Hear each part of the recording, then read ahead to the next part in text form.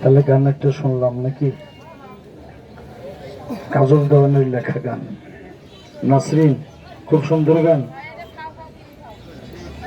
তাহলে এবার তোর বলা।